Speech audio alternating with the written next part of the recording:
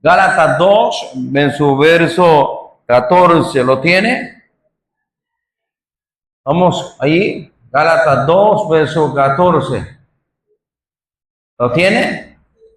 Ahí de las hermanas, hermanos, para que podamos leer las escrituras. Gálatas 2, verso 14.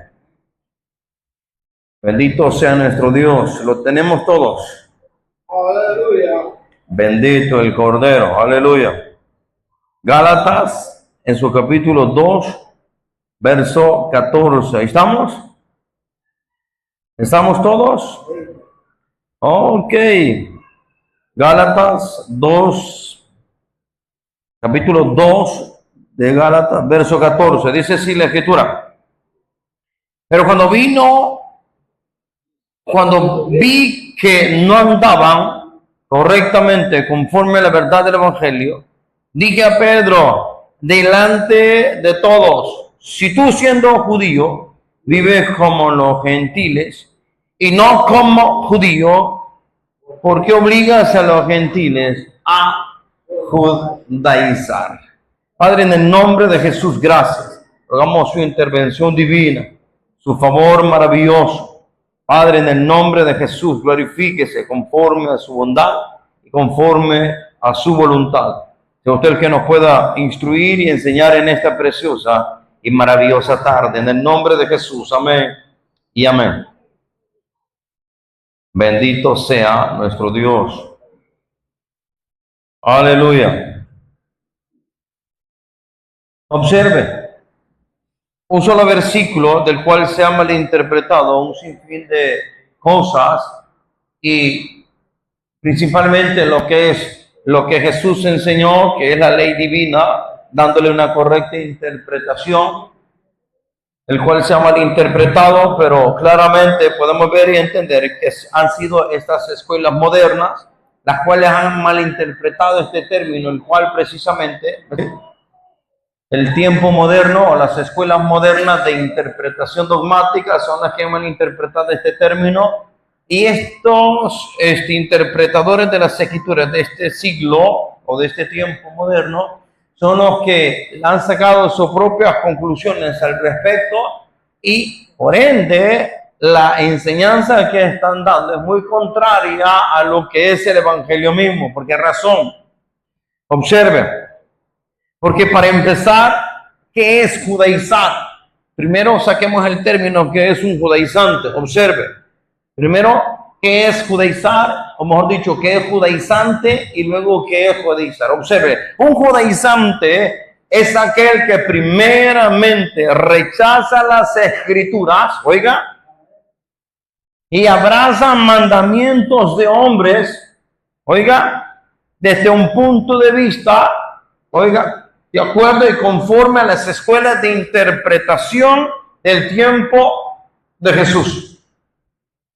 Dicho de otra manera, un judaizante es aquel que rechaza las escrituras y abraza más mandamientos de hombres que no son otra cosa más que la mala interpretación de las escrituras mismas. Y a eso le llamaban ley también en el tiempo de Jesús, a esas malas interpretaciones de las escrituras.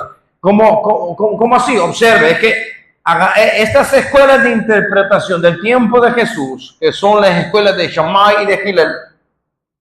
Shammai y Hillel fueron dos maestros de las escrituras del tiempo de Jesús, o que influyeron mucho al ámbito religioso en el tiempo antes de Jesús y durante todo lo que es el periodo del ministerio de nuestro Señor Jesús, y durante todo lo que es el ambiente de la iglesia del primer siglo. La influencia de estos dos doctores de la ley influenciaron tanto lo que es al ámbito religioso, que estas escuelas de interpretación, vuelvo y lo repito, de Shammai y de Hillel, agarraron los 613 mandamientos bíblicos que Dios le dio a su pueblo por medio de Moisés para con su pueblo, que tienen que ver más que todo con el carácter santo y moral de nuestro Dios. Si ese carácter no cambia, estas escuelas de interpretación agarraron esos 613 mandamientos y interpretaron cada mandamiento, y de ahí surgieron 6,000 mandamientos más,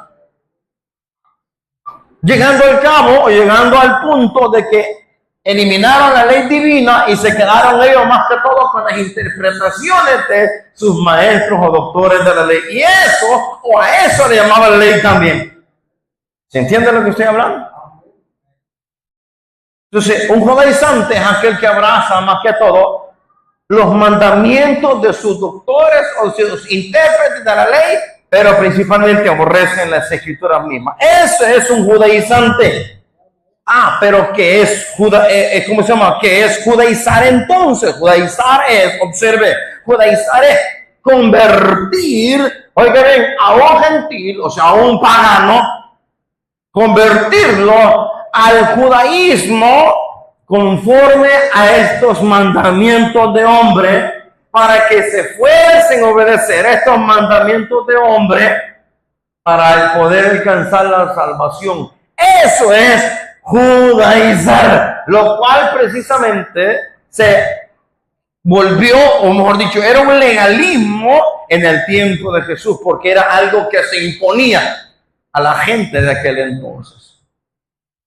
¿Qué propósito crearon esos mandamientos de hombres? Para que toda la gente de pueblos paganos o pueblos gentiles les costara venir al conocimiento de Dios y por ende vieran un gran obstáculo, gran barrera y se decepcionaran y dijeran, no, esto es imposible. Y por eso muchos no venían, oigan, mucha gente de pueblos paganos no podían venir tan fácilmente al conocimiento de las escrituras mismas.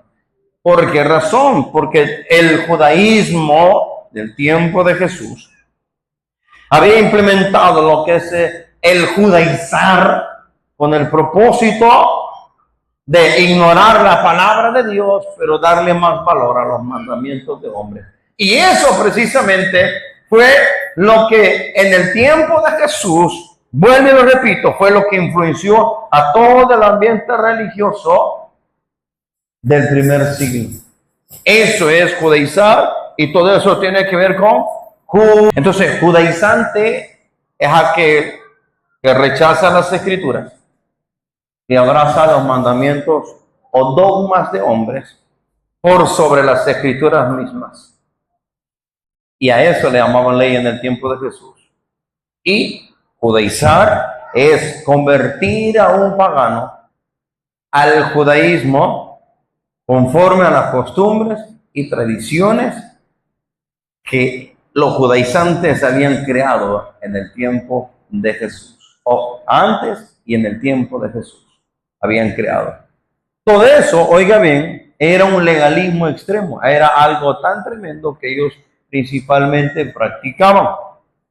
Y ese concepto de judaizar, observe, está tan distorsionado en el ambiente evangélico por causa de las escuelas de interpretación que han tenido, o los doctores de interpretación de la Biblia que han tenido, que la línea que principalmente han tenido es una línea romanizada. ¿Me escuchó? Lamentablemente, la gran mayoría de predicadores, cuando se habla de judaizar, estos predicadores hablan ignorantemente cosas que ellos ni entienden. Porque judaizar no es agarrar la escritura del tiempo antiguo y enseñarla, oiga bien, para poder practicar principios y mandamientos dentro de la gracia, oiga bien, para alcanzar un crecimiento de acuerdo a la madurez, aquellos que por gracia hemos sido salvos. Para eso son los mandamientos bíblicos que no salvan y no han salvado y no salvarán a nadie. Más cuando estos doctores o grandes intérpretes de las escrituras modernas, que no son otra cosa más que intérpretes con una línea dogmática o de acuerdo a una línea de su denominación, pero principalmente influenciados por el ambiente romano, cuando hablan de judaizar, ellos creen y piensan que se refiere a tomar muchas cosas del tiempo antiguo y ponerlas a la práctica ahora. Y dicen, eso es negar lo que es el sacrificio de Cristo, dicen ellos. Cuando, oiga bien, cuando la misma escritura apunta a la persona de Jesús y la misma escritura nos enseña a cómo caminar delante de Dios para agradar a nuestro Dios dentro de la gracia. ¿Me estoy explicando? ¿Sí? Entonces, este concepto de judaizar, tristemente, muchos grandes predicadores, famosos y no famosos, predicadores tanto del ámbito católico, evangélico, bien disfrazados, como del ámbito pentecostal, han malinterpretado este término, pero terriblemente, y hablan con tanta seguridad algo que no conocen y no entienden. Qué peligroso es eso. Porque esos son los que arrastran un montón de gente y son los que más se escuchan en la radio, en la televisión, en YouTube y tantas cosas. Y como la gente no lee, no estudia, no investiga, se traga el cuento de todo este montón de predicadores. Y eso es peligroso. ¿Me escuchó? ¿Entiende lo que estoy hablando, amados? Sí. Observe. En el tiempo de Jesús y la iglesia del primer siglo, tanto Pedro como Pablo, todos ellos utilizaban las escrituras del tiempo antiguo, tanto la ley y los profetas, para enseñar, para predicar, como para sus cartas sirvieron. ¿Me estoy explicando? Sí, cuando Pablo dice toda la escritura es inspirada por Dios y útil para enseñar, para corregir, enseñar, redarguir al hombre enteramente preparado para toda buena obra. ¿A qué tipo de escritura se está refiriendo Pablo cuando el Nuevo Testamento no existía? ¿A qué tipo de escritura se está refiriendo? A todo lo que es la ley y los profetas, a todo el Antiguo Testamento, porque el Antiguo Testamento fue la base de la predicación de Jesús, de la predicación de la iglesia del primer siglo, de Pedro y de Pablo, como para los escritos de Pedro y los escritos de Pablo. La ley fue la base para que ellos pudiesen escribir la palabra o las cartas. ¿Me estoy explicando más? Sí, cuando usted observa todo lo que es en sí, la carta de Pablo está lleno de muchos mandamientos morales y santos que la ley tiene establecidos.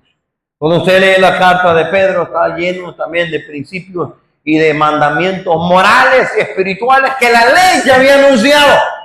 Por ejemplo, un mandamiento que tiene que ver con los hijos, que Pablo lo menciona principalmente en Efesios 6, 1 y 2, dice, hijos, obedeced a vuestros padres, ¿sí? Porque también dice, honra a tu padre y a tu madre. Le dice, porque ese es el primer mandamiento. ¿De dónde sacó Pablo ese mandamiento? ¿De la manga de la camisa? No. El Espíritu se lo reveló. De la ley lo sacó Pablo. Ya está en la ley. Está en Levítico 19. En los primeros versículos está claramente. Y está en Éxodo capítulo 20. Está claramente. De ahí lo sacó Pablo. Esos mandamientos morales. Claro, la ley no salva y no salva y no va a salvar nunca a nadie. Pero los judaizantes del tiempo de Jesús agarraron la ley, la malinterpretaron, sacaron más de 6,000 mandamientos y esos 6,000 mandamientos se volvió ley. Y creían que a través de esos mandamientos ellos iban a alcanzar la salvación cuando no es posible. ¿Se entiende lo que estamos hablando? ¿Se entiende lo que estamos hablando? ¿Entiende lo que estamos hablando? ¿Sí? Nada que ver con lo que las escrituras. Entonces, ¿cuáles son esos mandamientos de hombres? ¿Cómo se conocen? Las tradiciones orales. Las tradiciones orales fueron a los que más le dieron importancia a los grandes religiosos y era lo que enseñaban más en el tiempo de Jesús por sobre la palabra misma divina. Pedro menciona otro mandamiento también. Pedro dice, sed santos, 1 de Pedro capítulo 1 en su verso 13, 14 en adelante, dice Pedro, sed santos en toda vuestra manera de vivir, porque escrito está, ¿a dónde, Pedrito? Sed santos, porque yo soy santo, dice la Escritura. ¿De dónde sacó Pedrito ese mandamiento? De la ley también, Levítico 19 y otros pasajes de Levítico también. Son mandamientos que los apóstoles utilizaron en todas sus cartas, que son mandamientos principalmente de la ley. Vuelvo y lo repito, esos mandamientos bíblicos de Dios, que Dios le dio a su pueblo por medio de Moisés nunca fueron para salvar ni van a salvar nunca a nadie, más si son para que el pueblo que ha sido salvo por gracia aprenda a caminar en obediencia y aprenda a caminar conforme el orden que Dios pide y demanda de su pueblo. ¿Para qué es necesario esos mandamientos? Para crecer en madurez y en estatura que el mismo Dios demanda de todo su pueblo. Entonces, Jesús dijo de esta manera, Juan capítulo 14, verso 21. Acompáñame, por favor. ¿A qué mandamiento se refería Jesús? 14, 21 de Juan. Dice así, capítulo 14, verso 21 del Evangelio de Juan. Dice así la palabra. 14, 21 de Juan. Dice, el que tiene mis mandamientos y los guarda. Guardar significa poner en práctica. ¿Cuáles mandamientos, Señor? Muchos campeones podrán decir, amarás al Señor tu Dios y a tu prójimo como a ti mismo. Esos son mandamientos, son los únicos. Sí, pero hay que seguir leyendo, por favor. Hay que seguir leyendo para interpretar correctamente las escrituras, porque dice, de estos dos mandamientos, dice en Mateo 22 siempre, de estos dos mandamientos depende toda la ley. Pero como son muy especiales el mundo evangélico, instruido y manipulado y capacitado por el romanismo, son muy especiales y dice, solo dos mandamientos nos dejó el Señor. Amarás al Señor y a tu prójimo como a ti mismo. Sí, pero vuelvo, repito. Siga leyendo. Más adelante dice, de estos dos mandamientos depende toda la ley. ¿Dónde está eso? Bueno, Jesús dice, el que me ama, el que tiene mis mandamientos y los guarda, este es el que me ama. ¿Cuál es el mandamiento? Cualquier campeón diría, lo que Jesús dijo en Mateo 22. Veamos qué dijo Mateo 22. Vamos a Mateo 22, por favor, en su verso 34 en adelante. ¿Ya se durmió? Eso, ver más.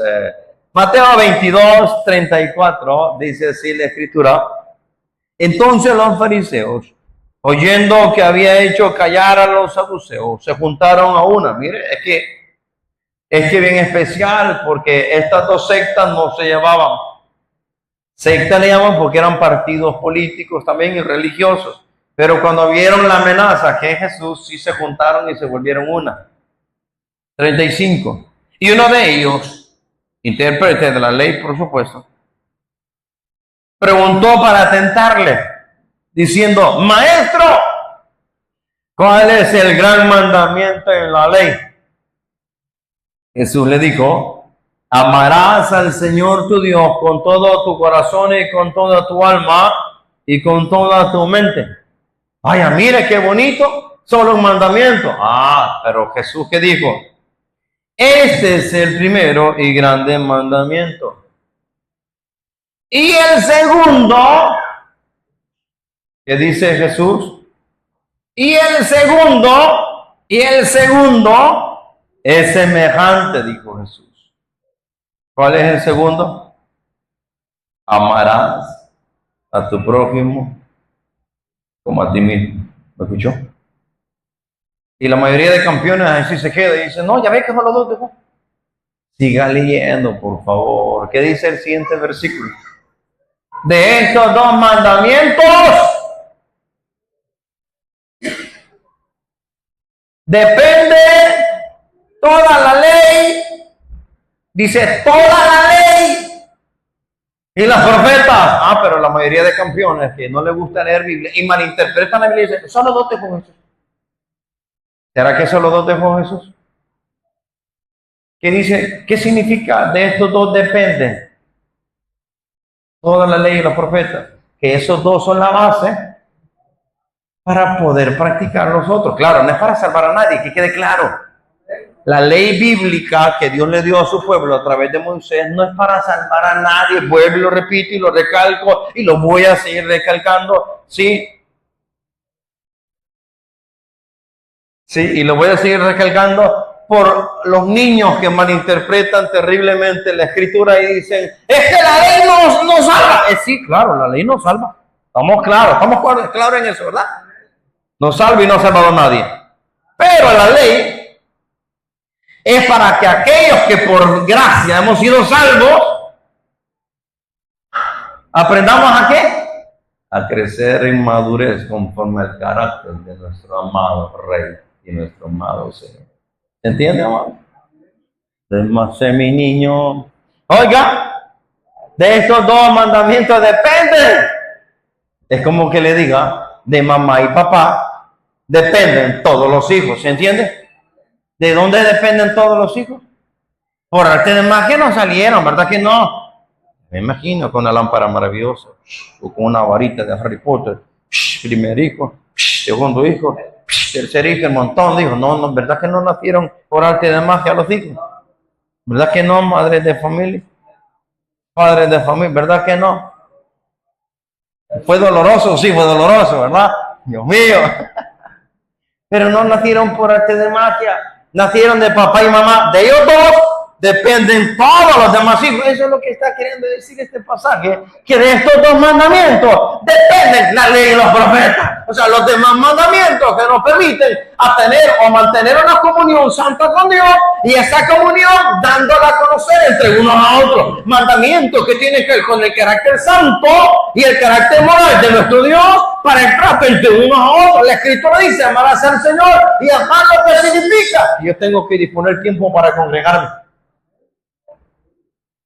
Amar a Dios, ¿qué significa? Que yo no voy a crear ídolos en mi corazón, sino que solo a mi Señor voy a amar, a mi Dios voy a amar, a través del Hijo voy a amar a nuestro Dios, porque el Hijo es el que nos reconcilió con Dios el Padre. Eso es lo que dice la Escritura. Sí, dice Romanos 5:1, justificados pues por la fe, tenemos paz para con Dios. O sea, Dios nos reconcilió, nos justificó. ¿Por medio de quién? Por medio de nuestro Señor Jesucristo. Entonces, ¿cuál fue el propósito de nuestro Señor Jesucristo? Reconciliarnos con Dios el Padre. ¿Se entiende lo que dice la Escritura? Romanos 5:1. ¿Se entiende? Entonces, amar a Dios significa que yo no voy a crear ídolos. Voy a amar a mi Señor por sobre todas las cosas, a través de su Hijo Jesucristo. No en mis méritos, pues los méritos de nuestro Señor Jesucristo.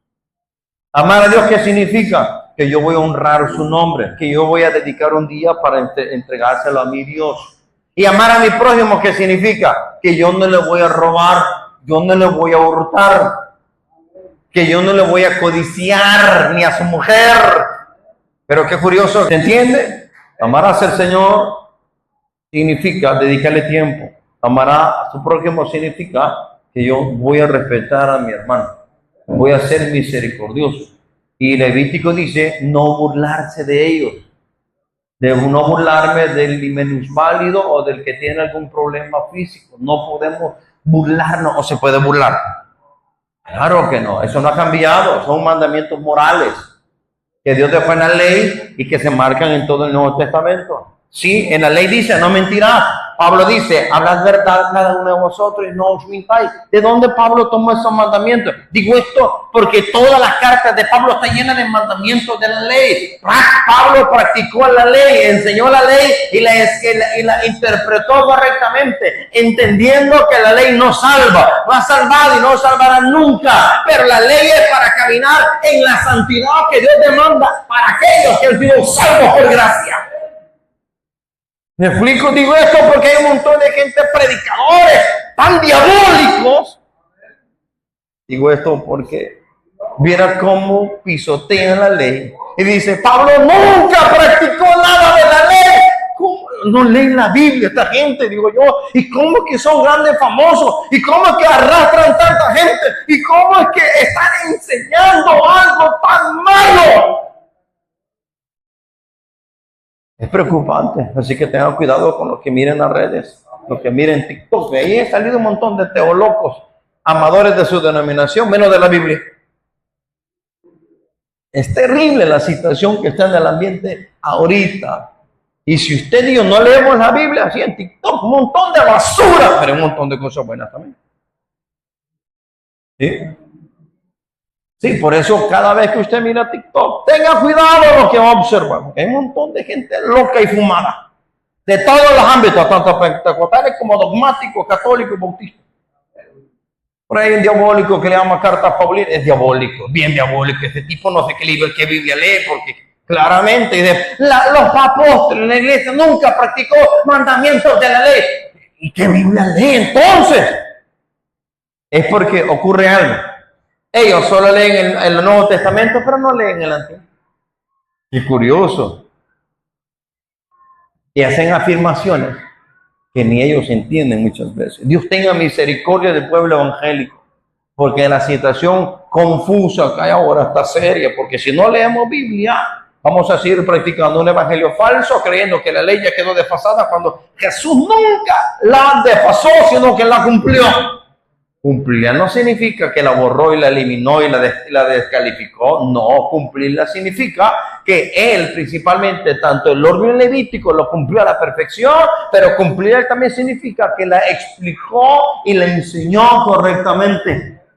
Eso es lo que hizo Jesús en todo el Nuevo Testamento, en los 4 evangelios. Y eso es lo que hacen los apóstoles en todo el Nuevo Testamento. Por eso Jesús dice, vuelvo una vez más a Juan 14, 21, ¿cuáles mandamientos se está refiriendo Jesús entonces? Juan 14, 21, cuando Jesús dice, el que tiene mis mandamientos, ¿cuáles? Ya leímos. De esos 2 dependen toda la ley y los profetas. ¿Se entiende lo que estamos hablando? ¿Sí? Medio, excelente. Pues vamos, 14, 21, el que tiene mis mandamientos y los guarda, ese es el que me ama. ¿Cuáles mandamientos? Amarás al Señor tu Dios y a tu prójimo como a ti mismo. De esos 2, dice, dependen toda la ley y los profetas. Bueno. Y el que me ama será amado por mi Padre, y yo le amaré y me manifestaré a él. 23. Respondiendo Jesús, él le dijo, el que me ama, mi palabra guardará.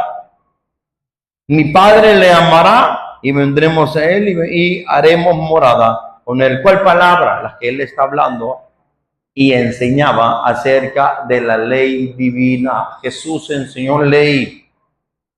Solo para muestra un botón, 5:43 de Mateo, Jesús dijo así, oísteis que fue dicho, amarás a tu prójimo y aborrecerás a tu enemigo. ¿Se acuerda? Sí, la ley claramente dice, amarás a tu prójimo, dice Levítico 19:18. Pero la ley nunca dice, aborrecerás a tu prójimo. ¿De dónde la sacaron estos religiosos? De la mala interpretación de los grandes doctores de la ley, de las escuelas antes mencionadas, de Shammai y de Hillel. De ahí sacaron las malas interpretaciones y le agregaron a las escrituras, oiga, y le añadieron mandamientos sobre mandamientos. Por eso, oísteis que fue dicho, amarás a tu prójimo y aborrecerás a tu enemigo. La ley nunca dice eso. Al contrario, 5:44 Jesús dijo, pero yo os digo. ¿Qué dijo Jesús? Amad a vuestros enemigos, bendecid a los que os maldicen, haced bien a los que aborrecen y orad por los que os ultrajan y os persiguen. ¿Por qué? Porque aún a pesar de todo lo malo que puede provocar para con mi vida, es mi prójimo. ¿Por qué es necesario todo eso? 5:45, para que seáis hijos de vuestro Padre que está en los cielos. O sea, para que yo demuestre, o la gente de este tiempo demostrara que son hijos de Dios o están imitando a Dios, tenían que amar a sus enemigos de acuerdo a la voluntad divina, porque es mi prójimo o es su prójimo. Pero las escuelas de mala interpretación que agarraron la ley y malinterpretaron la ley y crearon muchos mandamientos. Uno de esos mandamientos era aborrecerás a tu enemigo, cuando la ley, de acuerdo a la ley de Moisés que Dios le dio para con el pueblo, nunca dice eso, sino que dice amarás a tu prójimo. Sí. Entonces Jesús claramente, oiga, está enseñando cómo hay que practicar e interpretar la ley bíblica correcta. Vuelvo y lo repito, la ley de Dios dada por medio de Moisés, esa, oiga bien, no ha sido para salvar a nadie y no va a salvar a nadie, pero es para poder crecer en madurez conforme al carácter de Cristo, para aquellos que por gracia hemos sido salvos por la obra redentora de nuestro Señor Jesús. Entonces, claramente Jesús, oiga bien, está enseñando de esa manera. Sí, los que guardan los mandamientos, dice Jesús, los que guardan mis mandamientos. Oiga, le está hablando a sus discípulos y principalmente mandamientos que ahora los podemos conocer dentro de la gracia o entender en la gracia.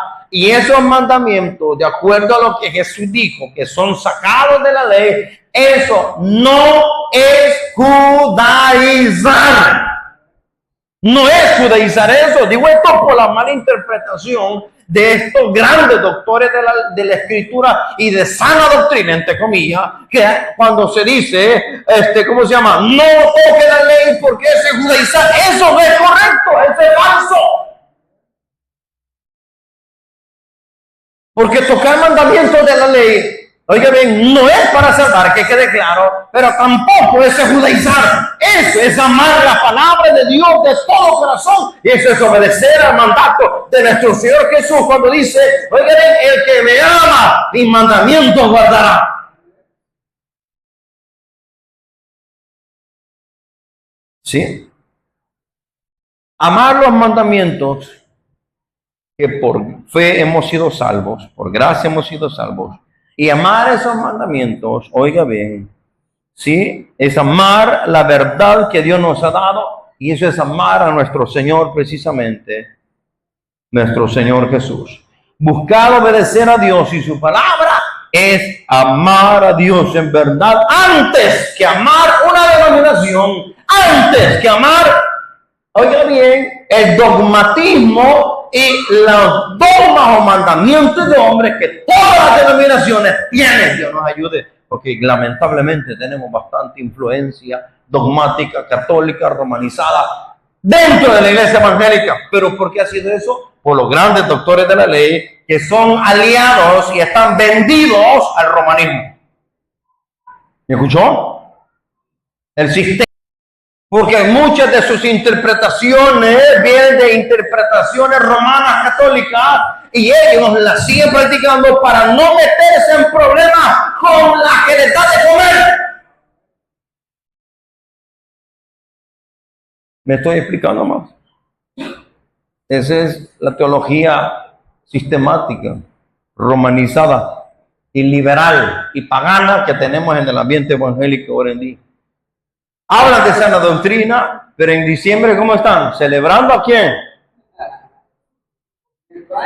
Están cumpliendo años ellos, no Jesús, el Jesús de ellos, el que ellos han prefabricado de acuerdo al sistema pagano, el cual ellos siguen y profesan y les son fieles porque están casados con ese sistema. ¿Me explico? ¿Sí? Oiga bien, sería judaizar si enseñáramos, oiga bien, que la verdad, si enseñáramos que la verdad está en los libros del judaísmo mismo y no en las palabras o en la escritura misma que nuestro Señor Jesús enseñó. Eso sería judaizar, lo cual no estamos haciendo eso. Sería judaizar decir que las enseñanzas del rabino tal, ¿sí? Maimónides, que es uno de los rabinos muy conocidos hoy en día en el judaísmo, ¿sí? Sería judaizar enseñar que las enseñanzas de este rabino están al mismo nivel que las escrituras, lo cual no es así. Son meras interpretaciones de él y hay que, es bueno estudiarlo para poder, ¿cómo se llama? Debatir con las mismas escrituras y enseñarle correctamente. Oye bien, sería judaizar decir que es obligación usar el kipá, un cosito acá, para la salvación. Eso no salva. Pero eso sería judaizar si implementamos todo eso, lo cual no salva y no lo estamos enseñando. Sí, o sea, decir que eso es obligación, no, eso no es obligación. Oiga, todos estos detalles y más mandamientos de hombres son meramente legalismo, ¿sí? Que principalmente vienen de las malas interpretaciones, ¿sí? Que sacaron los doctores de la ley del tiempo de Jesús. Y veamos algunos ejemplos de ellos. Por ejemplo, Marcos 7, verso 3. Mire otro ejemplo. Vámonos a Marcos, capítulo 7. Verso 3. Observe. Otro ejemplo claro de qué es judaizar. Marcos 7, en su verso 3. Mire. Leámoslo desde el 1 para entender el 3. 7 de Marcos. Observe qué es judaizar. Dice así: se juntaron a Jesús los fariseos y algunos de los escribas que habían venido de Jerusalén, los cuales, oiga, viendo a algunos de los discípulos de Jesús, ¿qué hacían? Comer pan con manos sucias, ¿sí? O inmundas. Sí, observe. Esto es no lavadas. ¿Qué hacían los religiosos? Los condenaban. ¿Por qué los condenaban? Porque los fariseos, verso 3, porque los fariseos y todos los judíos, y los religiosos principalmente, aferrándose a la tradición de los ancianos, no a la tradición bíblica, no a la ley bíblica, no a lo que Moisés enseñó, sino a la tradición de los ancianos. ¿Y qué consistía la tradición de los ancianos? Si muchas veces no se lavan las manos, no comen.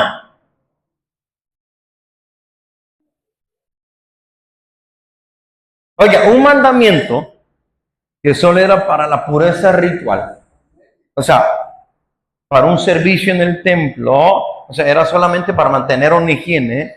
Ellos lo malinterpretaron y se lo aplicaron a todo el mundo de aquel entonces, cuando no era aplicado para todo el mundo. Oiga, se lavaban las manos porque ellos creían que era para alcanzar cierto grado de pureza espiritual. Eso es enseñar judaísmo. ¿Se entiende, amados? Se lo voy a volver a repetir. Ellos se lavaban las manos porque creían que lavarse bien las manos les permitía alcanzar cierto grado de pureza espiritual, y eso se lo enseñaban a todos, y eso se lo exigían a todos, y eso se lo imponían a todos. Eso es judaizar, y eso es legalismo, porque era una imposición de una mala interpretación de uno de los mandamientos del tiempo antiguo, o de las abluciones o lavamientos del tiempo antiguo, que no son para salvar, sino que eran para mantener una higiene nada más en sus manos, en el servicio del templo, mas no para salvar a nadie, ni mucho menos para alcanzar cierto grado de pureza espiritual. ¿Se entiende lo que estoy hablando? ¿Sí? Para eso es que se lavaban las manos, pero estos religiosos lo malinterpretaban. Eso es judaizar. No tiene nada que ver con lo que Jesús enseñó. Cuando solo lavarse las manos era solo parte para quitarse las impurezas, oiga, para estar limpio ritualmente hablando, en cuanto a lo físico nada más. En lo espiritual no tiene nada que ver.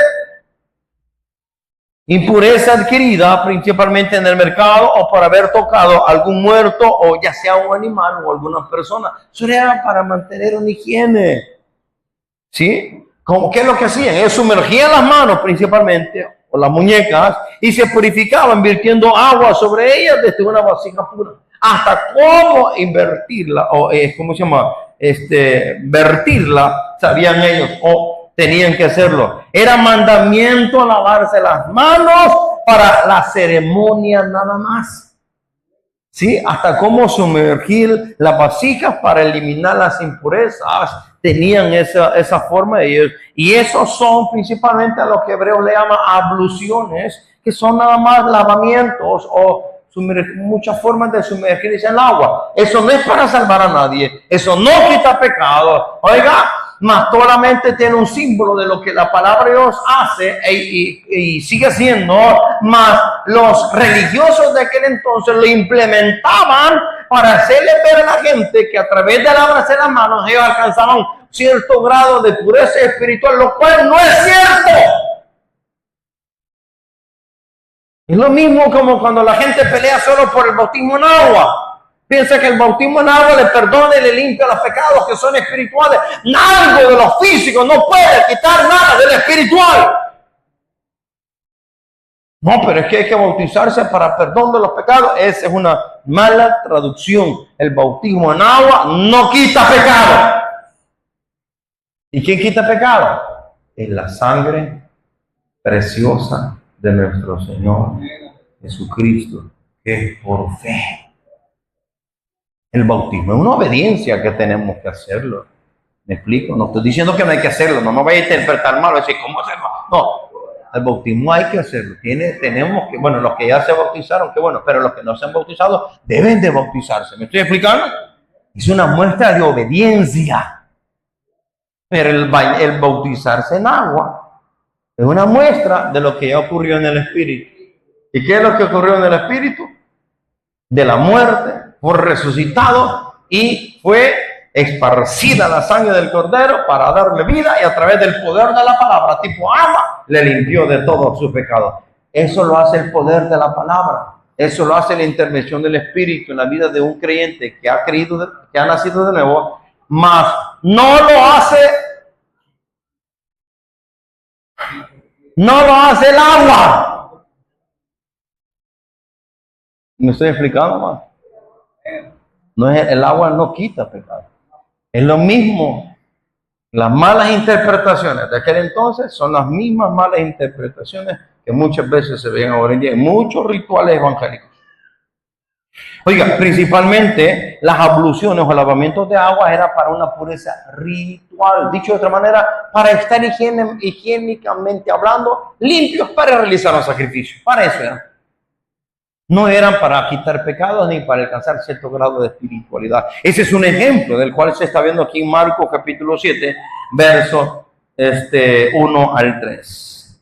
Mire lo que dice, verso 4, y volviendo de la plaza, si no se lavan, no comen. Y otras muchas cosas hay que tomaron para guardar, como los lavamientos de los vasos de beber, y la de los jarros, y de los utensilios de metal, y de los lechos, o sea, las pequeñas camitas que ponían tipo petate en el piso.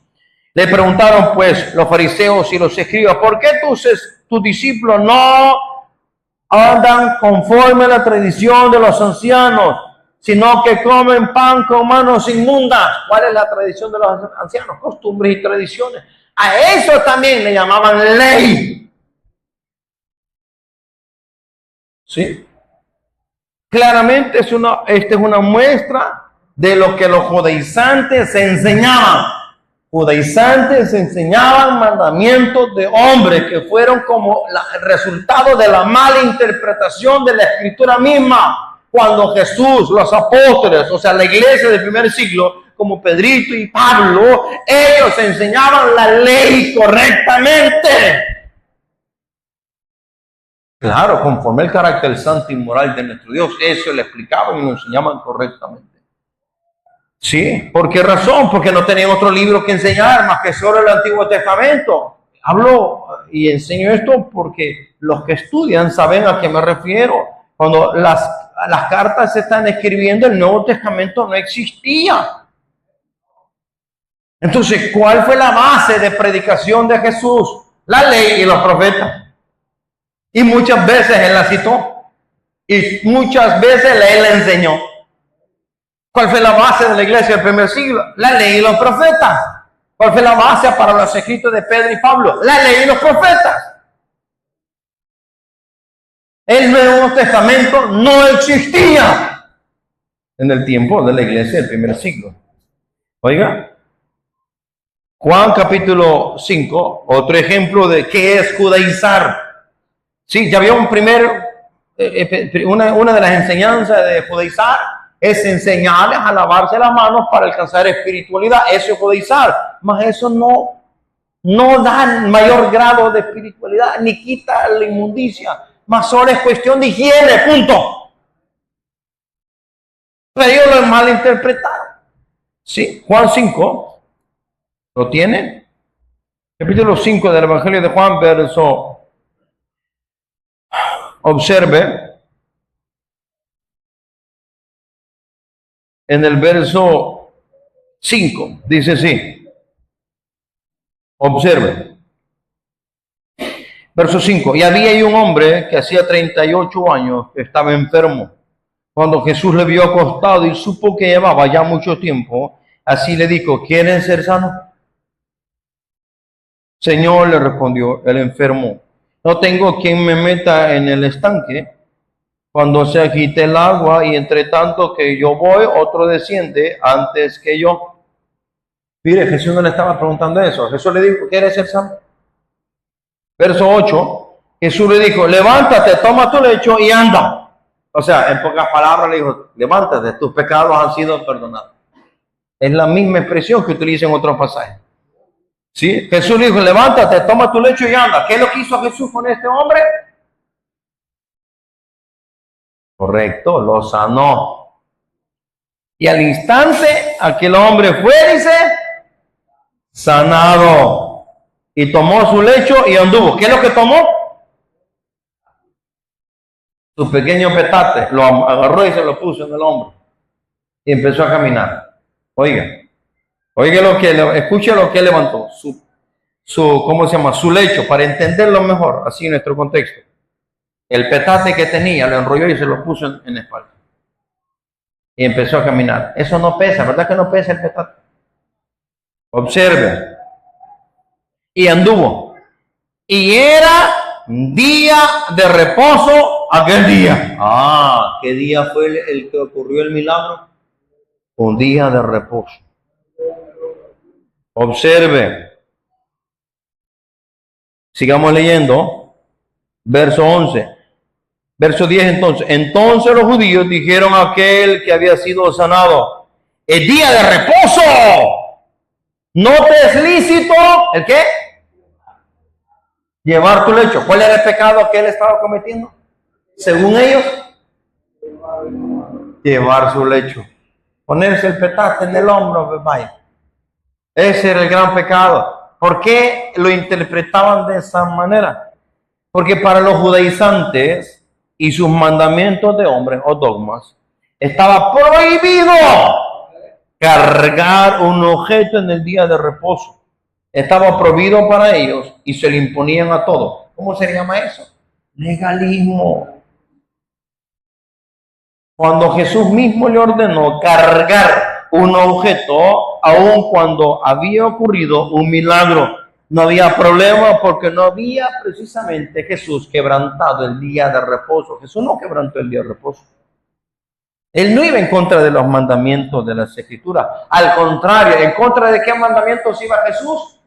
Los mandamientos de hombres, que los hombres decían, no te es lícito llevar tu lecho, porque el día de reposo. En estas dos escuelas de interpretación, Shammai y Hillel, uno decía, por ejemplo, Shammai decía, no puede levantar el lecho, no puede llevar su petate en el hombro porque ese es pecado. En el día de reposo usted está cometiendo pecado, decía Shammai. Lo cual no tiene nada que ver con lo que es el día de reposo. ¿Sí? Supuestamente era un gran trabajo que hacía, pero nada que ver. No tenía nada que ver con un gran trabajo. Mas Hillel decía, no, pero si está dentro de todo el perímetro de la ciudad o dentro del perímetro del templo y ocurre una sanidad, él lo puede cargar, no hay problema alguno. Mire, aún las dos escuelas más poderosas o más fuertes del ámbito judaizante nunca se habían puesto de acuerdo. Pero para ellos, o para uno de ellos que era Shammai, era pecado que cualquiera llevara el lecho o cargara el lecho. Dicho de otra manera, para ellos era pecado que agarraran el petate y lo pusieran en el hombro y decir, ya estoy sano, ya me puedo mover y poderme ir. Para ellos era un gran trabajar eso y eso era pecado. No para la Biblia, no para Dios y no para lo que Jesús enseñaba. ¿Para quién era pecado? Para los mandamientos de hombres que ellos mismos habían enseñado. No tiene nada que ver con las escrituras mismas. ¿Se entiende lo que estamos hablando, amados? ¿Sí? ¿Se entiende?